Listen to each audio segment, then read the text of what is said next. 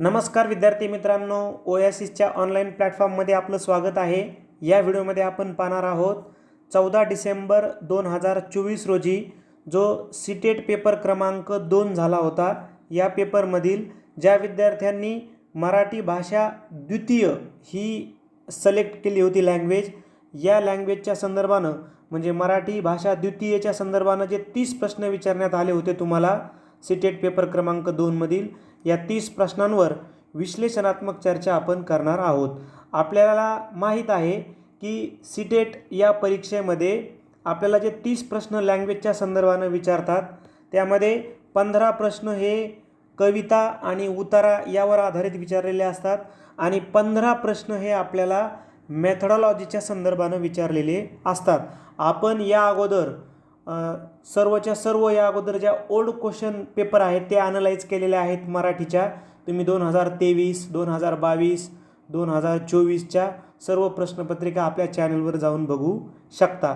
तर अधिक वेळ न घेता 14 डिसेंबर 2024 रोजी जो सीटेट पेपर क्रमांक 2 झाला होता, या पेपरमधील ज्या विद्यार्थ्यांनी मराठी भाषा द्वितीय निवडली होती त्या पेपरमधील आपण प्रश्न पाहूयात। बघा, भाषा प्रथममध्ये वेगळे प्रश्न असतात, त्याचा आपण स्वतंत्र व्हिडिओ बनवलेला आहे आणि भाषा द्वितीयमध्ये सुद्धा मराठीचे वेगळे प्रश्न असतात।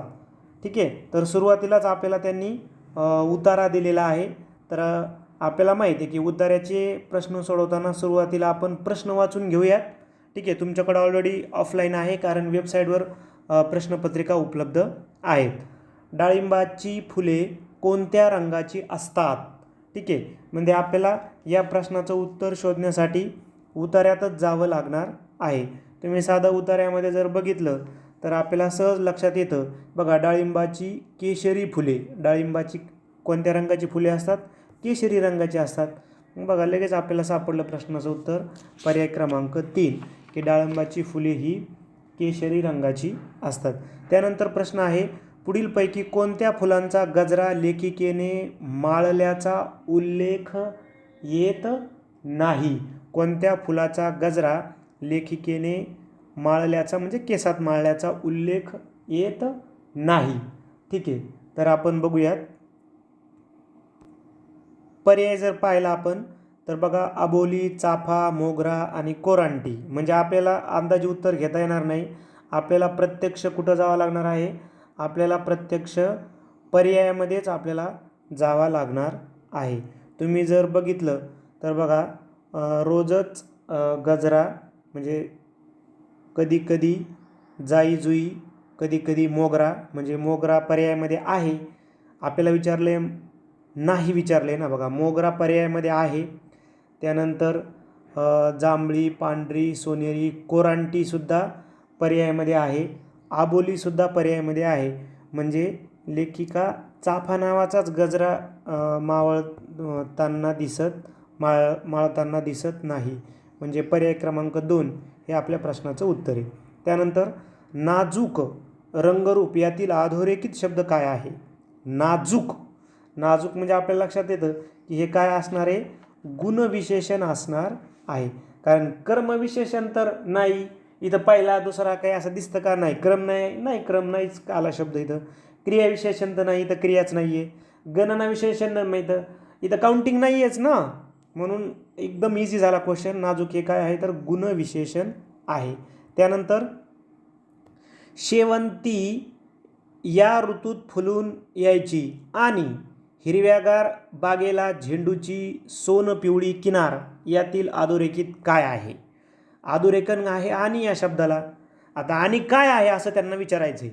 केवळ प्रयोगी अव्यय का? नाही, याच्यामध्ये काही उद्गार वगैरे नाही आहेत। शब्दयोगी अव्यय आहे का? आणि हे शब्दयोगी अव्यय का? नाही। शब्दाला लागून आले का? नाही ना, दोन वाक्याच्या मध्ये आले म्हणजे शब्दयोगी पण नाही। हां, उभयानवी अव्यय आहे हे, म्हणजे पर्याय क्रमांक 3 हे आपल्या प्रश्नाचं उत्तर आहे। कारण दोन शब्द किंवा दोन वाक्य जे जोडतं ना, म्हणजे आणि या शब्दानं दोन वाक्य जोडलीत ना ती, म्हणजेच हे काय आहे? उभयानवी अव्यय। क्रियाविशेषण अव्यय सुद्धा नाही, तर काही क्रियाचा बोध होत नाही। त्यानंतर सृष्टीचे सौंदर्य लेखिकेला कशात दिसते?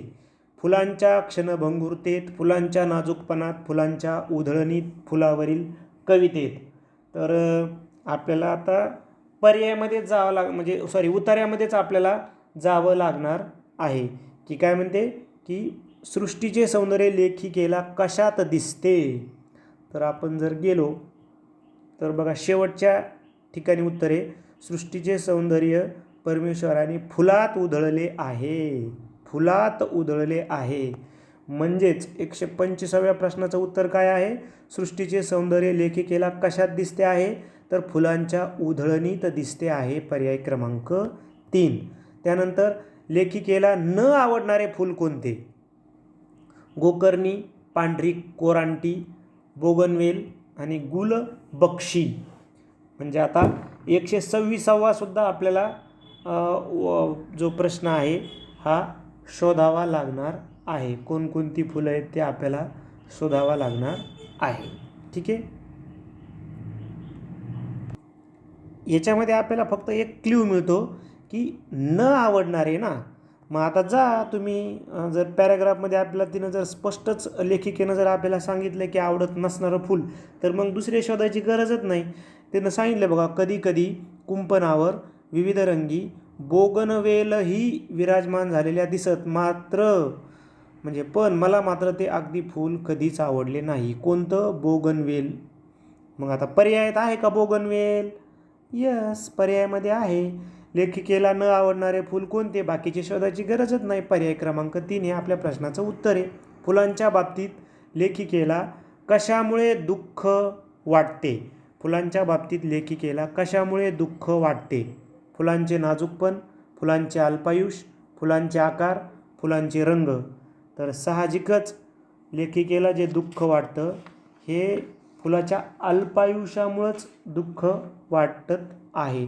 थोडंसं क्लिअर दिलं नाही त्यांनी पण त्याचंच उत्तर आहे बघा. तुम्ही जर या उत्तराच्या शेवटी जर गेलात तर आपल्याला समजून येतं की सृष्टीचे सारे सौंदर्य परमेश्वराने फुलात उधळले आहे. नाजूक रंगरूप, अनोखे आकार, सुवास या सर्वांचे लेणे लिहून फुले जन्माला येतात. अगदी परमेश्वराच्या अंगखाद्यावर खेळण्याचे भाग्यही त्यांनाच लाभले. पण ही फुले मात्र क्षणभंगुरतेचा शाप घेऊन सृष्टीवर येतात. म्हणजेच काय अल्पकाळासाठी येतात ना. म्हणून या प्रश्नाचं उत्तर काय असणार आहे की फुलांचे अल्पायुष्य. त्यानंतर मला फूल आवडते यातील अधोरेखित काय आहे. आवडतात. मला फुले आवडतात. आवडतात ही क्रिया आहे ना. आवडणे ही क्रिया आहे ना. मग साहजिकच काय असणार आहे हे क्रियापद असणार आहे. आलं लक्षामध्ये. वाक्याचा अर्थ म्हणजे आवडतात या शब्दानं पूर्ण होतो म्हणजेच ते क्रियापद आहे. हे इझी झालं खूप. त्यानंतर दुसरा पॅराग्राफ आहे बघा. आपण त्याच पद्धतीनं सोडू. अगोदर प्रश्न हेडला एकदा वाचून घेऊयात. प्रश्न आहे 9:15 9:30 वाजता वडील शाळेत जायला निघत. वाक्यातील अधोरेखित शब्द ओळखा. काय आहे 9:15 9:30. तर अधोरेखित शब्द ओळखा म्हणलेत ना. आणि अधोरेखन आहे 9:15 9:30ला. आणि म्हणजे व्याकरणाचा प्रश्न आहे. संख्या विशेषण, विशेषण नाम, सर्वनाम नाही. क्रियापद तर नाही आहे 9:15. सर्वनाम पण नाही, विशेष नाम पण नाही. साहजिकच संख्या विशेषण. बघा पर्याय खूप बाकीचे इझी दिलेत ना म्हणून ओळखू आलो. त्याच्यामध्ये पण आपल्याला डिटेलमध्ये जायचं तर 9:15 9:30 मग ही कोणत्या प्रकारची संख्या विशेषण आहे तर ते पण सांगता येतील. अपूर्णांकवाचक संख्या विशेषण. त्यानंतर बाजरीच्या भाकरी हे काय आहे. बाजरीच्या भाकरी हे विशेष नाम आहे ना. भाकरी तर मग सामान्य नाम गट झाला असता. परंतु बाजरीच्या भाकरी हे काय परत स्पेसिफाय झालं हे. म्हणून बाजरीच्या भाकरी काय आहे विशेष नाम आहे. त्यानंतर लेखिकेचा आवडता छंद कोणता. शाळेत जाणे, पावसाचे तुषार उडवणे, वडिलाबरोबर जेवण करणे, कौलारावरच्या पावसाचा आवाज ऐकणे. ठीक आहे. तर आवडतं आहे म्हणजे आपल्याला आता पॅराग्राफमध्ये जावं लागणार आहे. ठीक आहे. 131वा प्रश्न जो आहे तो आपण पॅराग्राफमधून शोधूयात. ठीक आहे.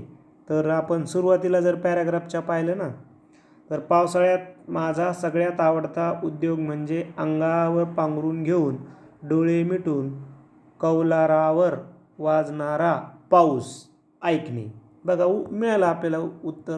हे बघा कौलारावरच्या पावसाचा आवाज ऐकणे. पॅराग्राफची सुरुवातच आवडता छंद कोणता आहे तर. त्यानंतर पारदर्शक या शब्दाचा विरुद्धार्थी शब्द अपारदर्शक, जास्त शोधायची गरज नाही. आईचा सगळा स्वयंपाक झालेला असे यातील अधोरेखित काय आहे? आता बघा, झालेला असे या दोन शब्दासाठी अधोरेखन आहे. झालेला असे या दोन शब्दासाठी अधोरेखन आहे. म्हणजे असे हे झालं सहाय्यक आणि झालेला हे झालं धातुसाधित. जर आपण अजून प्रॉपर डिटेलमध्ये गेलो तो झालेला झालं धातुसाधित, ठीक आहे, आणि असे झालं सहाय्यक, ठीक आहे. म्हणजे हे संयुक्त क्रियापद आहे. आता जास्त डिटेलमध्ये नको. काय आहे हे? संयुक्त क्रियापद आहे. याचा अर्थ आईचा सगळा स्वयंपाक झाला, ठीक आहे. दोन्हीचा अर्थ एकच होतो की पूर्ण स्वयंपाक झाला. त्यानंतर पांढरे शुभ्र तलम असे टाटा फिनलचे धोतर यातील अधोरेखित काय आहे? पांढरे शुभ्र तलमला अधोरेखन आहे. पांढरे शुभ्र तलमला काय आहे? अधोरेखन आहे. तर हे काय विशेष नाम आहे का, विशेषण आहे का, कर्म आहे का, अव्यय आहे का? बघा तुम्ही, पर्याय त्यांनी खूप इझी दिलेले आहेत. कारण एल म्हणजे सेकंड लँग्वेजमध्ये काय करणार ते की बाबा विद्यार्थ्याला ही जमत नाही म्हणून एल आहे ना, असं म्हणून थोडेसे एलचे क्वेश्चन इझीच असतात, ठीक आहे. म्हणून पांढरे शुभ्र काय झालं? विशेषण आहे. नाही, विशेष नाम आहे ना, कर्म आहे ना, अव्यय आहे. त्यानंतर तुषार या शब्दाचा समानार्थी शब्द कोणता? धारा, पाणी, बिंदू, फवारे. लगेच कळायला लागलं की फवारे हा समानार्थी शब्द आहे. आता हे झाले 15 प्रश्न आपले उतार्यावर आधारित. आता राहिलेले 15 प्रश्न हे आपल्याला जे मेथडॉलॉजी आहे मराठी अध्यापन पद्धती या संदर्भाने आहेत. तुम्ही जर काळजीपूर्वक वाचले आणि तुम्ही जर आपले डी एडचा जर थोडेसे पुस्तकं यूज जर केले तर निश्चितपणे याचा तुम्हाला फायदा होणार आहे. तर प्रश्न वाचूया. अश्विनीला ओरिया भाषा तिच्या जन्मापासून येते आणि ती इंग्रजी आणि हिंदी शिकते. या विधानाच्या आधारे पुढीलपैकी कोणता पर्याय बरोबर नाही म्हटले? जन्मापासून ओरिया येते आणि नंतर ती पुढे इंग्रजी आणि हिंदी शिकते. तर या संदर्भानं कोणतं विधान बरोबर नाही? तर बघा, तिचे इंग्रजी शिक्षण म्हणजे भाषा आत्मसात करणे आहे. आता हेच रॉंग आहे. कारण तुम्हाला भाषा आत्मसात ही कन्सेप्ट जर माहिती असते तर लगेच तुम्ही उत्तर काढलं असतं की हेच रॉंग आहे. कारण बघा, तिचे ओरिया शिक्षण म्हणजे भाषा आत्मसात करणे आहे, बरोबर आहे. कारण भाषा आत्मसात करणे ही एक काय असते? नैसर्गिक प्रक्रिया आहे. जे मूल जन्मापासून शिकतो त्यालाच म्हणतात भाषा आत्मसात करणे. मग तिची भाषा जन्मापासूनची कोणती आहे? ओरिया. म्हणून दुसरं विधान बरोबर आहे, पण पहिलं रॉंग आहे ना. कारण दुसरी भाषा, आता इंग्रजी शिकायला ती नंतर पुढे हिंदी आणि इंग्रजी, तर त्याला म्हणायचं भाषा शिक्षण. याला काय म्हणायचं? भाषा शिक्षण. म्हणजे पर्याय क्रमांक 3, तिचे हिंदी शिक्षण म्हणजे भाषा शिक्षण आहे, बरोबर आहे. तिचे इंग्रजी शिक्षण म्हणजे भाषा शिक्षण आहे, बरोबर आहे. म्हणजे दुसरा बरोबर आहे, तिसरा बरोबर आहे, चौथा बरोबर आहे. रॉंग काय आहे? पहिला, कारण ते भाषा शिक्षण पाहिजे होतं. म्हणून एकच बरोबर आहे, कारण आपल्याला बरोबर नाही असं विचारलं होतं ना, ठीक आहे. बघा, तुम्हाला सीटेट मराठीमध्ये जे के सागर पब्लिकेशनचं बुक आहे ते तुम्हाला मदत या बुकद्वारे होऊ शकते. कारण तुम्ही सीटेट भाषा 1 निवडा किंवा सीटेट भाषा 2 निवडा, ठीक आहे. दोनही भाषेसाठी हे उपयुक्त आहे. त्यांनी यामध्ये तुम्हाला सराव पेपर पण दिलेत आणि ओल्ड पेपरसुद्धा त्यांनी तुम्हाला PYQच्या स्वरूपामध्ये दिलेले आहेत.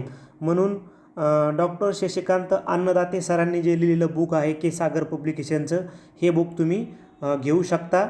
या व्हिडिओच्या डिस्क्रिप्शन बॉक्समध्ये त्याची ॲमेझॉन लिंक दिलेली आहे. त्यानंतर प्रश्न आहे, नैमित्तिक प्रेरणा तेव्हा असते जेव्हा डॅश डॅश. आता इन्स्ट्रुमेंटल मोटिवेशन काय, ठीक आहे, असं त्यांना म्हणायचं आहे. कधी असते? तर बघा, माणूस पुस्तकं लिहिण्यासाठी भाषा शिकतो. माणूस रोजगारासारख्या कारणास्तव भाषा शिकतो. आता याला म्हणू शकतो ना आपण रोजगारासाठी, म्हणजे नैमित्त झालं बाबा, हे रोजगाराचं काय झालं? नैमित्त झालं. तिकडे कामासाठी गेला म्हणजे निमित्त झालं नाही, साध्या लँग्वेजमध्ये, किंवा ज्याला इन्स्ट्रुमेंटल मोटिवेशन म्हणू आपण, ठीक आहे. पर्याय क्रमांक 2 उत्तरे. कारण माणूस त्या मूळ भाषक लोकांशी जवळीक साधण्याचा भाषा शिकतो. माणूस त्या लोकांच्या सामाजिक धार्मिक सोहळ्यासाठी भाषा शिकतो. तर याला इंटेग्रेटिव्ह मोटिवेशन म्हणू आपण. आलं लक्षामध्ये? त्याला आपण इन्स्ट्रुमेंटल मोटिवेशन म्हणता येणार नाही. म्हणून पर्याय क्रमांक 2 हेच आपल्या प्रश्नाचं उत्तर आहे. कृपा आणि कारण हे दोघे जुळे भाऊ मणिपुरीची एक बोली बोलतात. मात्र बोलताना त्यांच्यात फरक जाणवतो. बोलीभाषा बोलण्याची त्यांची वैयक्तिक शैली म्हणजे कृपा आणि करण आहे, हे दोघे जुळे भाऊ येतं. मणिपुरीची एक बोलीभाषा वापरतात, मात्र ते जुळे भाऊ असून पण बोलताना त्यांच्यामध्ये फरक जाणवतो. तर त्यांची वैयक्तिक शैली म्हणजे त्याला काय म्हणू आपण, तर त्याला आपण म्हणू आयडिओलेक्ट, असा त्याला कन्सेप्ट वापरला जातो, ज्याला आपण मराठीमध्ये असं म्हणू शकतो व्यक्तिबोली असं म्हणू शकतो. आपण मराठीमध्ये व्यक्तिबोली असं म्हणू शकतो. ठीक आहे. म्हणजे काय, याच्यामध्ये प्रत्येक व्यक्तीची बोलण्याची एक विशिष्ट आणि वैयक्तिक पद्धत असते. बघा, अजून थोडंसं क्लिअर केलं तर एकाच कुटुंबातील दोन व्यक्तीची बोलण्याची ढब किंवा शैली वेगळी असते. यालाच काय म्हणतात, आयडिओलेक्ट असं कन्सेप्ट आहे. त्यानंतर भारतीय राज्यघटनेमध्ये इंग्रजीला कोणता दर्जा देण्यात आलेला आहे, तर साहजिकच इंग्रजीला सहयोगी कार्यालयीन भाषा, ज्याला आपण काय म्हणतो असोसिएट ऑफिशियल लँग्वेजचा दर्जा इंग्रजीला दिलेला आहे.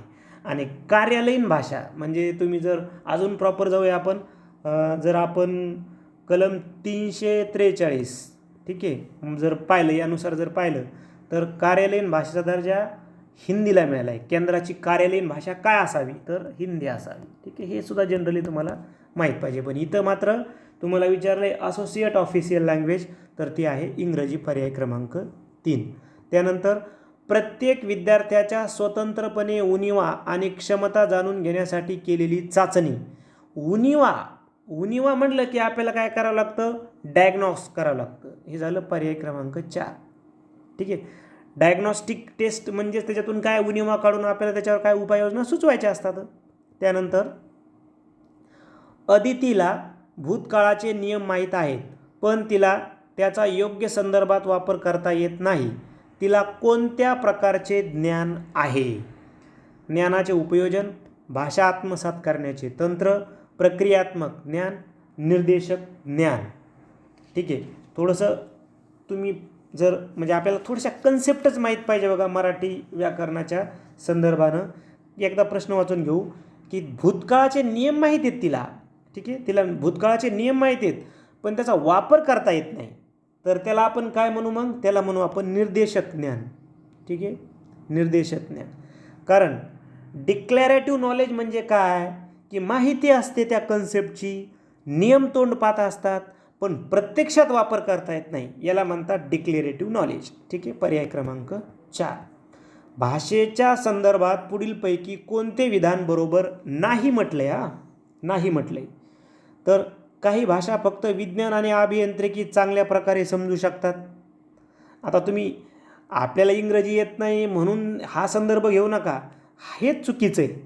कारण बघा, भाषा ओळख अभिव्यक्त करते, भाषा ही इतिहासाचे अवशेष आहे, भाषा ही इतिहासाचे अवशेष आहे, बरोबर आहे. मानवीय ज्ञानात भाषा भर टाकते, हे बरोबर आहे. तिन्ही विधानं बरोबर येतात, पण विधान बरोबर येत नाही पहिलं. आता का बरोबर येत नाही? कारण जगातील कोणतीही भाषा कोणत्याही विषयाचं ज्ञान व्यक्त करण्यास सक्षम असते. विशिष्ट विषयासाठी विशिष्ट भाषाच असावी लागते असं काही नसतं. ठीक आहे, म्हणून पहिलं चुकीचं ठरतं. भाषा वर्गात प्रकल्प विकसित करणे आणि प्रकल्प कार्य करणे यात कोणत्या क्रमाने क्रिया सहभागी असतात?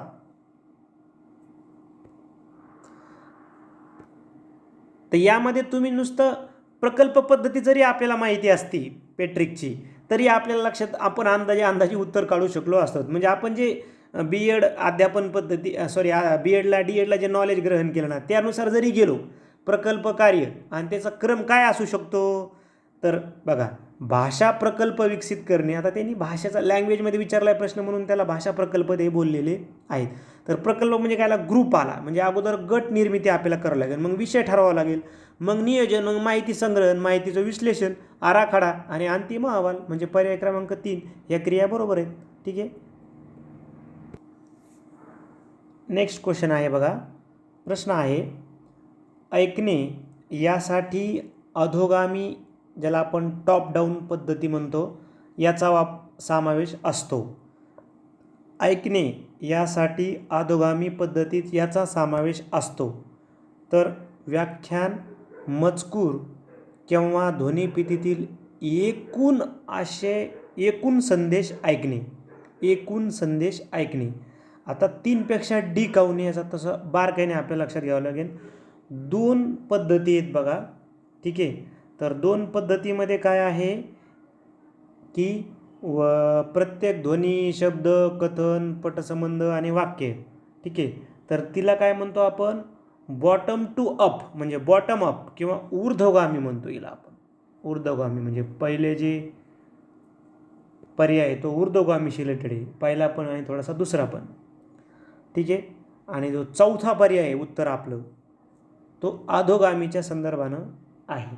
आता टॉप डाऊन मेथड म्हणजे काय, श्रोता संपूर्ण संदर्भाचा वापर करून विषयाचा मुख्य गाभा किंवा एकूण संदेश समजून घेण्यावर भर देतो. यात पूर्णत्वाकडून भागाकडे विचार केला जातो. म्हणजे अगोदर पूर्ण आणि मग तो समजून त्याच्यातला मेन थीम आहे ती समजून घेतो. तर यालाच काय म्हणायचं, टॉप डाऊन मेथड. पर्याय क्रमांक 4. त्यानंतर इयत्ता 7वीच्या शिक्षिकेला लेखन कार्यात एका माणसाचे तपशील लिहायला सांगायचे आहेत. ती वर्गाबाहेर जाऊन एका फेरीवाल्याला त्याच्या टोपलीसह घेऊन येते. ती त्याला जवळपास 7 मिनिटे वर्गात थांबायला सांगते आणि विद्यार्थ्यांना गटात बसून त्या फेरीवाल्याचे वितरण तपशील लिहिण्यास सांगते. या उपक्रमात त्या फेरीवाल्याची काय भूमिका आहे. आता म्हणजे थोडक्यामध्ये तिनं एक शैक्षणिक साधन म्हणूनच यूज केलं ना त्या फेरीवाल्याला. आलं लक्षामध्ये. म्हणजेच पर्याय क्रमांक 1 हे उत्तर आहे. आलं लक्षामध्ये. पर्याय क्रमांक 1 प्रत्यक्ष अनुभूतीचं साधन ठरला फेरीवाला, म्हणजे पर्याय क्रमांक 1 हे आपल्या प्रश्नाचं उत्तर आहे. त्यानंतर इयत्ता 7वीची शिक्षिका मुलांना मजकुरातील लोक आणि समाज यांचे महत्त्व आणि ओळख याबद्दल समजवून घेण्यास सांगते. काय करते बघा, मजकुरातील जो मजकूर दिला आहे त्याच्यामध्ये लोक आणि समाज यांचे महत्त्व आणि ओळख याबद्दल समजून घेण्यास सांगते. या उपक्रमातून शिक्षिकेला विद्यार्थ्याच्या कोणत्या क्षमतेला उत्तेजन देण्याचे लक्ष आहे. तर ही आहे सृजनशील साक्षरता. सृजनशील साक्षरता. आता इथं साहित्यिक कौशल्य आणि भाषा साक्षरताचं येतच नाही. थोडं 4मध्ये तुम्ही कन्फ्युजन झाला असता, पण उत्तर 3 का आहे, कारण जेव्हा विद्यार्थी मजकुराचा केवळ शब्दाचा अर्थ न घेता त्यामागील सामाजिक संदर्भ घेतो, लोकांच्या अधिकार आणि सामाजिक मूल्य समजून घेतो त्या मजकुरातले, त्यावेळेस आपल्याला कळतं की ते काय सर्जनशील विचार आहे त्याच्याकडे. म्हणजे सर्जनशील साक्षरता हे आपण उत्तर घेऊ शकलो असतो. त्यानंतर राष्ट्रीय शैक्षणिक नीती आपण जे म्हणतो NEP 2020 ने पुरस्कृत केलेल्या अभिजात भाषेच्या अभ्यासासंदर्भात पुढीलपैकी कोणते विधान योग्य आहे. ठीक आहे. अभिजात भाषेचा माध्यमिक पातळीवर एक मुख्य भाषा म्हणून अभ्यास. अभिजात भाषेचा माध्यमिक पातळीवर एक अतिरिक्त भाषा म्हणून अभ्यास. अभिजात भाषेचा त्रिभाषा धोरणातील एक भाषा म्हणून अभ्यास. अभिजात भाषेचा पूर्वतयारीच्या पातळीवर अभ्यास. तर एक अतिरिक्त भाषा म्हणून अभ्यास हे धोरण आहे. NEP 2020मध्ये अभिजात भाषेचा माध्यमिक पातळीवर एक अतिरिक्त भाषा म्हणून अभ्यास याबद्दल हे विधान योग्य माहिती सांगतं. कारण त्रिभाषा सूत्राचा जरी तुम्ही विचार केला तर त्रिभाषा सूत्रातही ही भाषा सक्तीची किंवा मुख्य भाषा नाही आहे, तर ती एक निवडक पर्यायी भाषा आहे. ठीक आहे. म्हणून पर्याय क्रमांक 2 हेच उत्तर आपल्याला घ्यावं लागतं. त्यानंतर एक उतारा दिला आहे, तर त्या संदर्भानं तो वाचूया. क्रांती झाल्यानंतर अचानक हे बदलता येऊ शकते असे वाटले.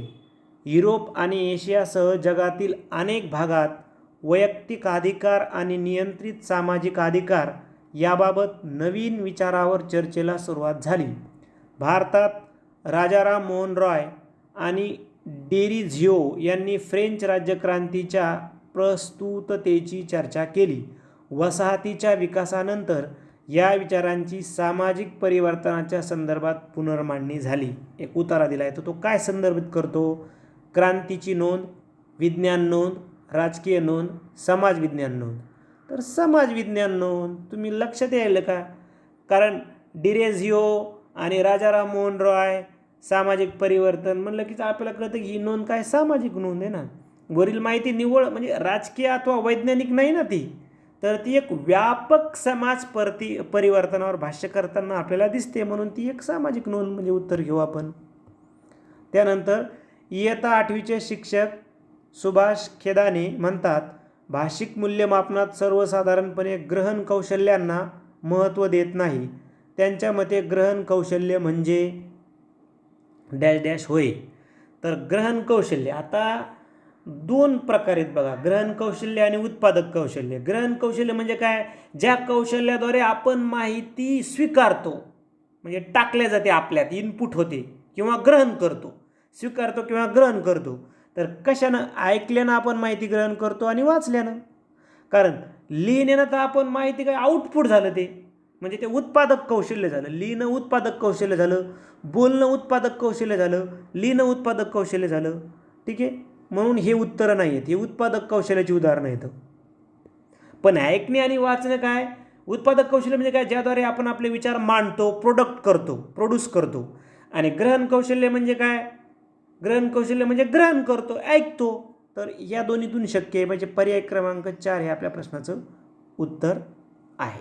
ठीक आहे, तर बघा हे थोडंसं जर तुम्हाला निश्चितपणे मी तुम्हाला जे बुकचं नाव सांगितलं सीटेटच्या संदर्भानं भाषा 1 आणि भाषा 2 मध्ये तुमचं बऱ्यापैकी ते होऊन जाईल. ठीक आहे, डॉक्टर शशिकांत दानदाते सरांनी लिहिलेलं आहे.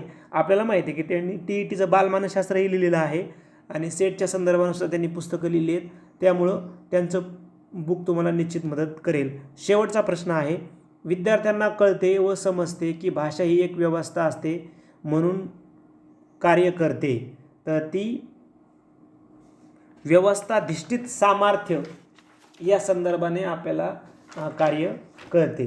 म्हणजे पर्याय क्रमांक 3 हे आपल्या प्रश्नाचं उत्तर असणार आहे. ठीक आहे, आता नेमकं काय आहे व्यवस्थाधिष्ठित सामर्थ्य म्हणजे काय? जेव्हा एखादा विद्यार्थी भाषेला केवळ शब्दाचा समूह न मानता ती एक व्यवस्था आहे असे समजतो, तेव्हा त्याला काय म्हणतो आपण? व्यवस्थाधिष्ठित सामर्थ्य. पर्याय क्रमांक 3. अशा पद्धतीनं आपण 14 डिसेंबरला जो सीटेटचा पेपर क्रमांक 2 झाला होता त्यामधील द्वितीय भाषेचे प्रश्न पाहिले. आता आपण 15 डिसेंबरला पण 2 दिवस परीक्षा झाली होती सीटेटची. 15 डिसेंबरला जे पेपर झाले होते त्यामधीलही आपण प्रश्न समजून घेऊयात. धन्यवाद.